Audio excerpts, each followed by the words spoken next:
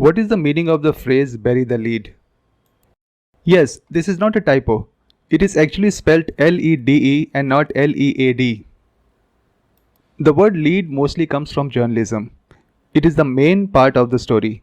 It is the most important point you want to make when writing a sentence or a paragraph. I repeat, when you are writing, the lead is the most important aspect of the story or the sentence. So, what does the phrase bury the lead mean? It means missing the main point when writing something. Take for example this sentence in a news report. Two people died in a road accident when an overspeeding lorry tried to overtake a bike, suddenly crashing into a car that was moving a few meters ahead. The lead of the sentence is that two people died. You bury the lead in the following manner. There was a road accident at 6:23 p.m. between a lorry and a car when an overspeeding lorry tried to overtake a bike and in the process collided with a car that was moving a few meters ahead. Both the car and the lorry overturned. Two people died.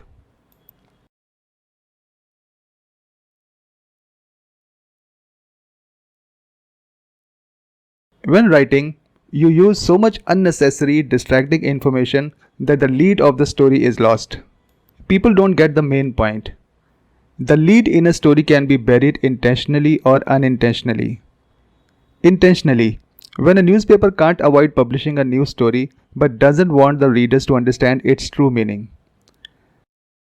You bury the lead unintentionally when you use too much information to make a point but instead miss making the point.